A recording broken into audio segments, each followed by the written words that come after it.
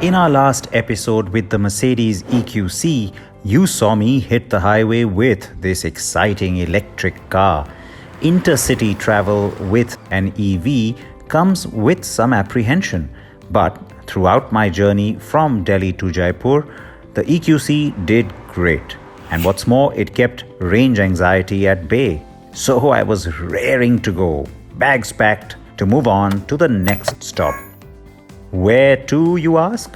Well, it was another highway stretch, but this time the journey would be a quick 150-kilometer dash on a full charge. So I had no stress on the range side. But it's not all necessarily going to be all about smooth tarmac or broad expressways. We will be navigating the Jaipur to Pushkar route, and that meant getting onto narrower stretches of country roads with dense traffic.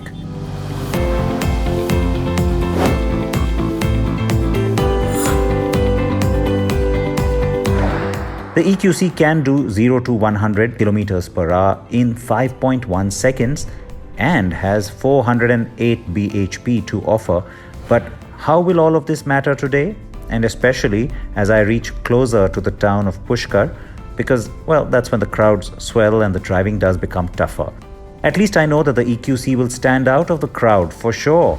The ribbed blue streaks on the alloy wheels add a lot of drama and make it seem so futuristic. The headlamps and the slim light strip running across the hood, the illuminated three-pointed star, all add to the modern and cool vibe of the EQC. And the interiors are also great.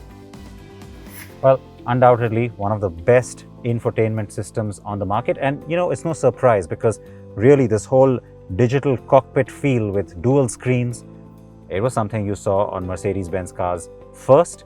Now a lot of players are doing it, and therefore this entire MBUX system is now reached a sort of a maturity. It's really easy to use, and it's got very crisp graphics. On the EQC, it's no doubt you get a little bit extra because you also get to see some of what is happening with the car itself in terms of its status, etc. But also the drive modes and the driver assistance systems. There's a lot that you can do with this.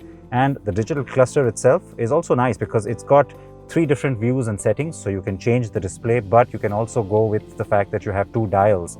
And at the same time, you get a lot of the information in terms of your driving range, also the efficiency of your driving, so that you can kind of monitor that, do a better job of it to conserve a little bit of that battery power. The other thing, of course, which comes with MBUX, which still gets everybody's attention, and certainly the car gets your attention.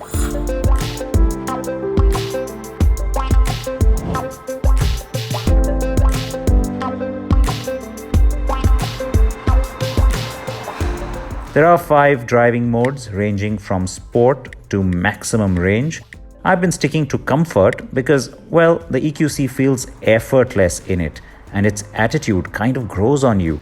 There are semi-autonomous modes as well, and the EQC can alter its battery regeneration using data from the navigation and cruise control, which is an added advantage.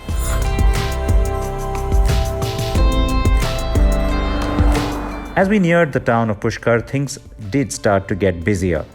And since we had not had an early start, the day was getting on too.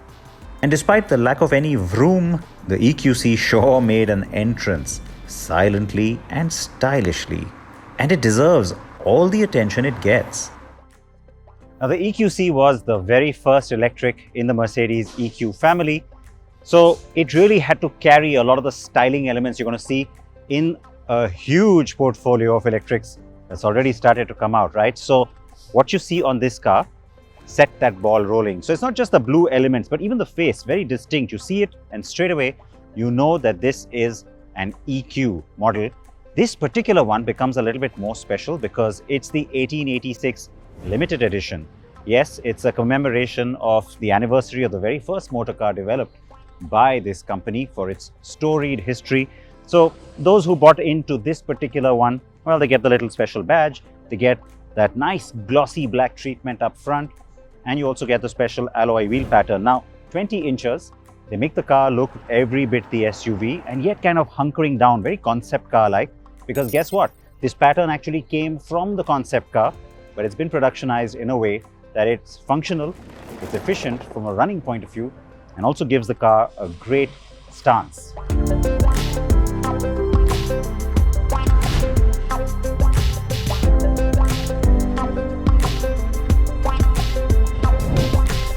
Another smooth drive and another great experience with an EV. Once again, at the Westin Pushkar, we had installed chargers to ensure we got the juice to take on yet another EQ adventure. Comfort, style, and good for the environment.